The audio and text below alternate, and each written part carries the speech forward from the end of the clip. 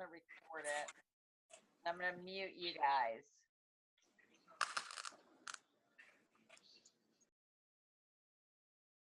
But if something comes up, like if you need me or whatever, just, you know, unmute yourself. Okay. Nod your head. Hear me? Okay. All right.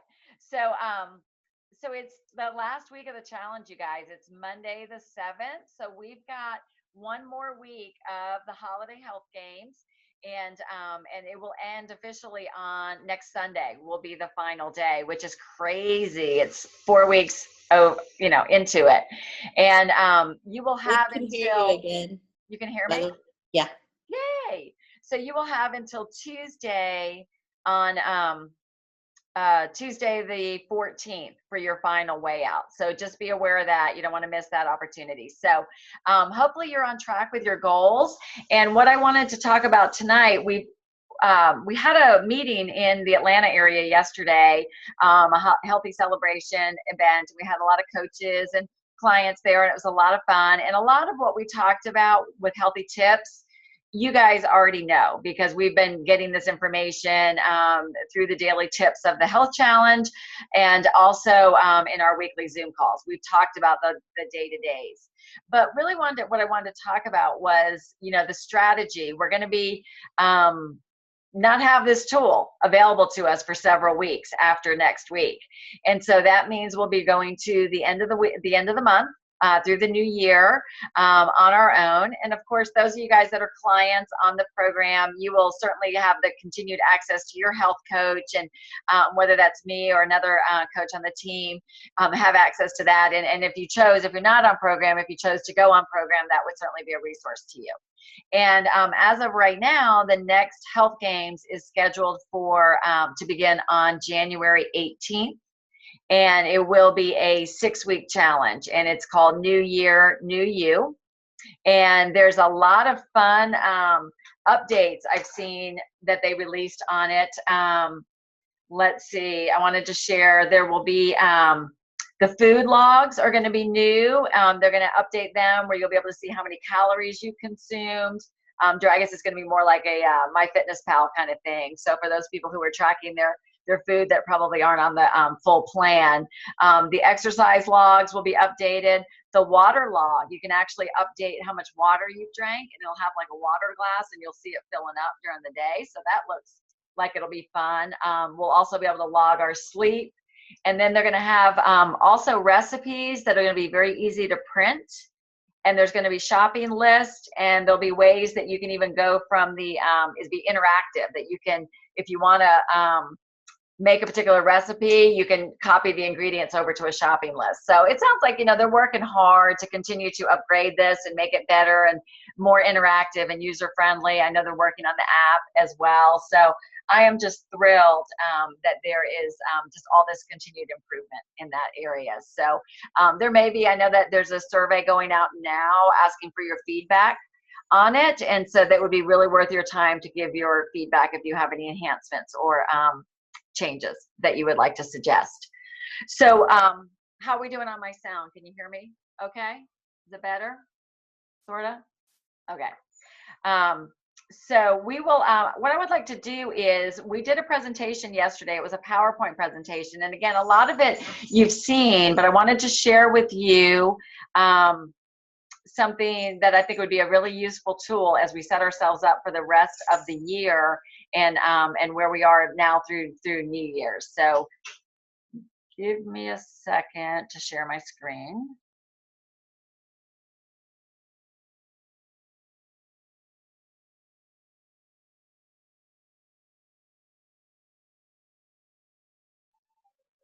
You probably can see all my email now. Hold on. All right, can you see that? Can you see my PowerPoint presentation, Thriving Through the Holidays? Kathy, I can see you. Can you nod your head? Yep. All right, cool. So so basically, what our goal is we want everyone to not just kind of survive the holidays, not white knuckle it and just try to get by, but we really want you guys to thrive so that you feel like you're in control. And so, like I said, with a lot of this we have covered already. we've already made the decision, most of us, because we participated in this challenge, that we weren't going to have that dieter's mindset anymore, that we were going to, make our decision that we were going to continue our habits of health through the holidays.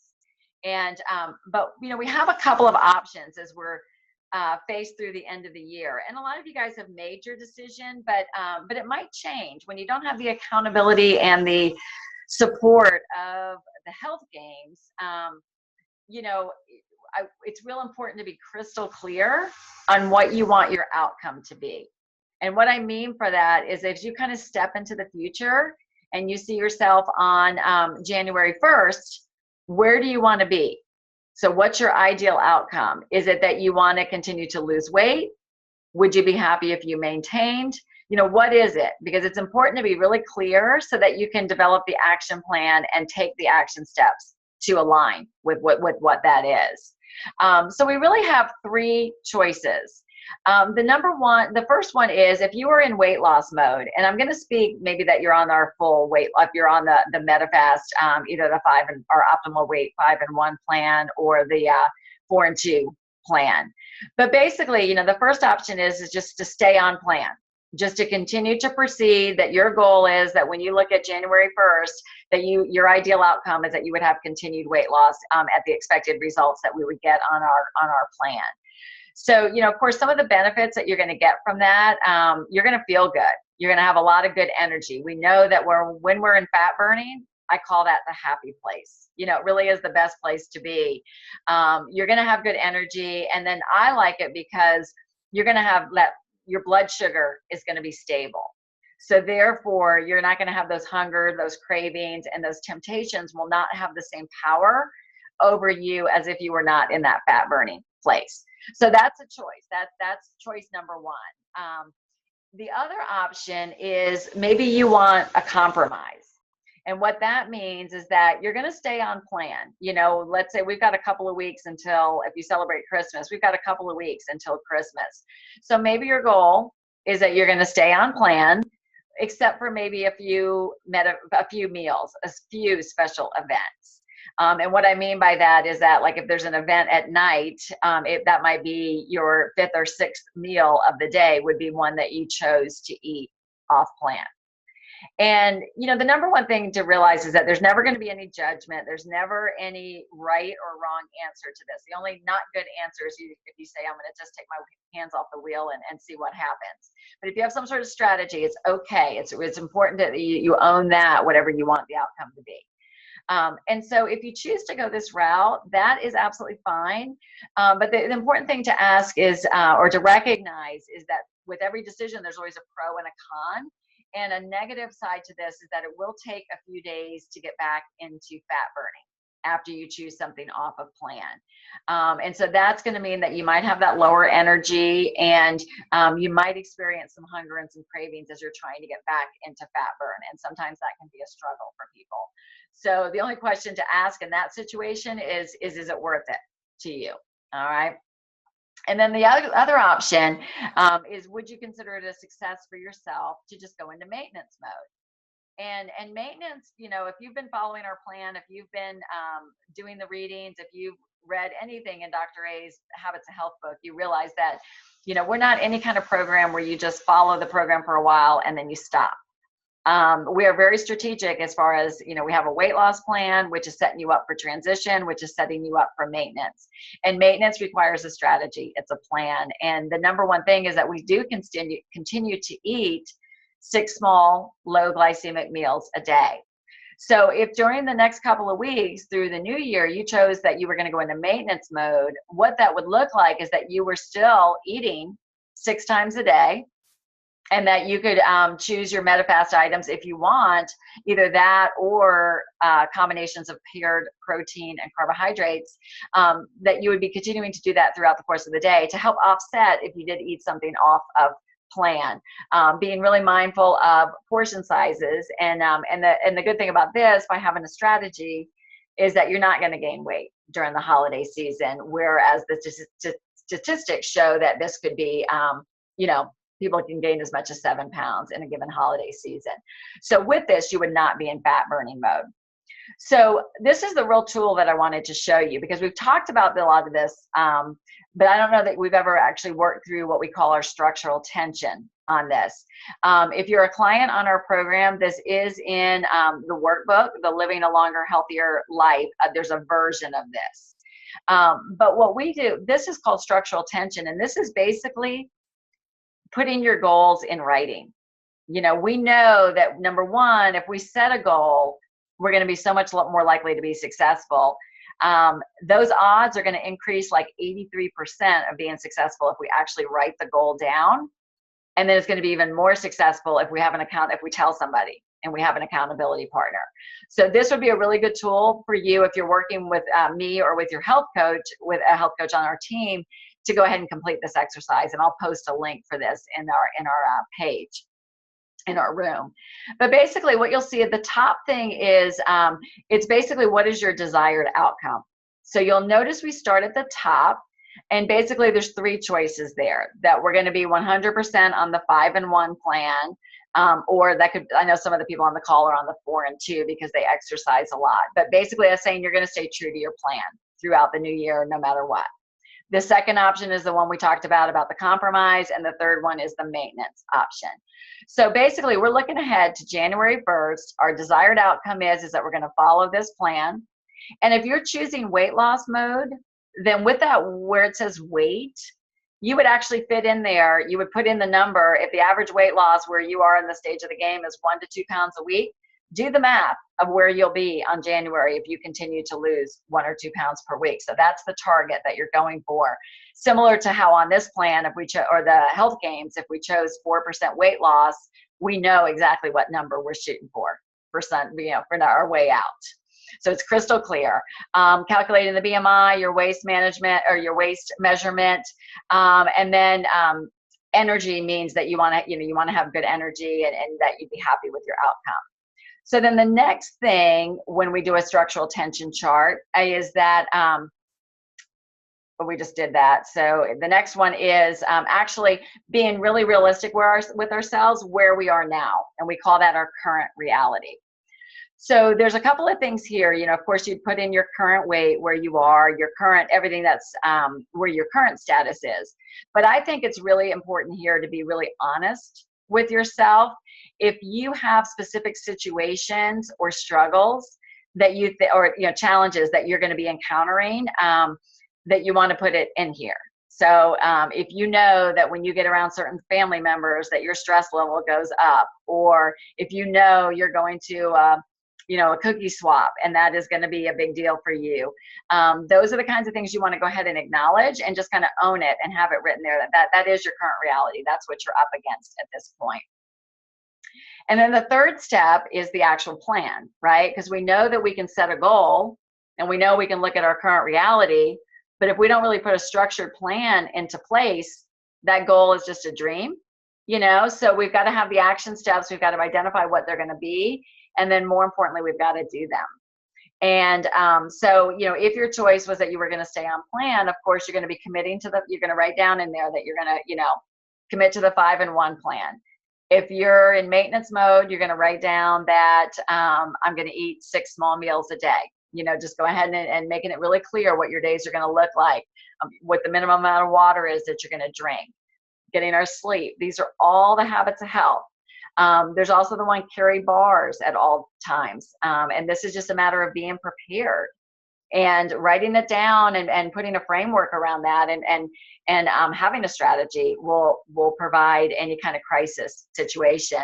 I always say I love my job because there's nothing really ever a crisis in a health coach world, but I did get a frantic text from somebody this weekend, and she was had gone shopping with a girl. I think she went to visit family, but she was out shopping, completely forgot to take extra food, got delayed, and then she was in a situation where she only had like a Subway and a Walmart in this town, and she's like, what do I do? So we were trying to piece together the best options for her. So the good news is that she asked for help, and we were able to come up with something for her. But the better solution would have been just to have a few extra bars in her bag. It just would have made the whole situation easier. So as we're looking to the end of the year, we've got, if you really look at it, this was as of yesterday, so that would mean we have 25 days left in the year, until, December 31st, and until December 1st. So if you look at how many meals we eat a day, because remember, we eat 6 times a day, we're actually looking at, I guess the number would be 150 meals between now and the end of the year. So if you think about that, we've got a lot of opportunity. If you turn it into a positive, we've got a lot of opportunity to continue to make healthy choices. And if you look at the holiday meal choices, where your challenges might be, if you celebrate Hanukkah, if you have any kind of, meal things that are related to that.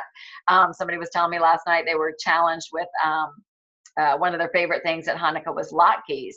But then I was able to show her, there's a recipe. You can actually make latkes with the MetaFast mashed potatoes. So we had a solution for her. So she didn't have to go off plan for that. But you might have a Christmas Eve party. You might have, Christmas Day, maybe New Year's Eve party, maybe something on New Year's Day if there's a football, game or something. So really, you're looking at just maybe 5 or 7, anywhere from 5 to 7 meals out of the 150 that we have left. So I feel like that's pretty empowering when you realize that, wow, I'm only looking at a few situations that could really make a difference or be challenging for me. So, as we've discussed, we do have a choice. Whatever we want to do through the end of the year is fine, but we don't have to make any kind of use the holidays as any kind of excuse. And we definitely have the opportunity to make choices that are in line with our goals. And if we are on our weight loss plan and we're either on the 5 and 1 or the 4 and 2, there is really no physiological reason why we should be hungry. All right, once we attain that fat burning state, if we're following the plan as designed and we're not exercising, excessively, and we're not eating off plan or not, and making sure that we eat all of our MetaFast meals, there's really no reason we should be physically hungry. It's just with balanced blood sugar, it just doesn't happen. So the better question to ask is that, if you're faced with a choice off of plan, is, why are we eating? Is take a minute to do that stop, challenge, choose, and figure out what's going on. Because most likely in that situation, if you're a client on our program, most likely we're facing an emotional situation or one of our triggers. The most common triggers are, I think the acronym is BLAST, but it's like boredom, loneliness, anger, sadness. I forget what tired is T. So usually those would be a good thing to stop and think about and go, whoa, what's going on?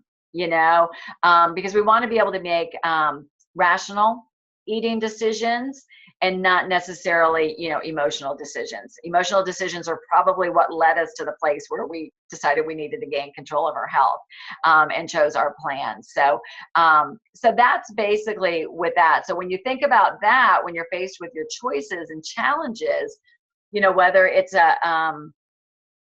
it's an emotional choice or is it a rational eating choice, the questions to ask are these that are on the screen. Is eating this, making this choice to eat this, is this in my long-term best interest? And if I eat this now, how will I feel an hour from now?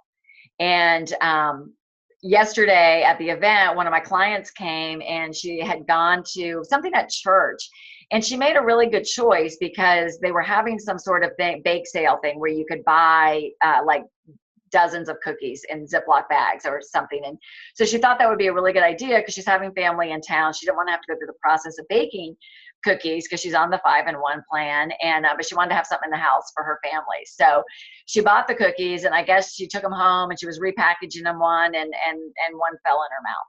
And, basically she said, it was so funny because she goes, I got to tell you, she's like, I ate a cookie. And then she came over and she whispered in my ear and she's like, I feel like crap. So that's the question about, how will I feel an hour from now? Because at that moment she wanted the cookie, but because she had not been eating sugar and not eating that way, it was so not worth it to her. So those are the kind of thoughts we want to have as we're making our choices. How will it make you feel tomorrow? All right. If you're going to have that, if it's going to kick you out of the fat burning state, is that going to be okay with you to have to go through that, reboot the next day into fat burn? And I love this last question, is, let's just be honest, if I continue to make decisions like this, is this going to put me where I want to be, like in a year from now? And I thought that was really good. So that engages our rational brain and our emotional brain, so we can really make a logical decision around it. So that's all I really want to share from that presentation. I hope you found some value in that. I would love to just open up right now and find out where you guys are, what your thought process is over this next week and the next couple of weeks, and then how can we help you? Just unmute yourself if you have a question or you want to speak.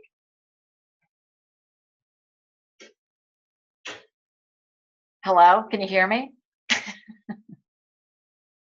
I'm getting blank stares. All right. Kim? I'm happy where I'm at, but I know that it's going to be difficult the next couple of weeks.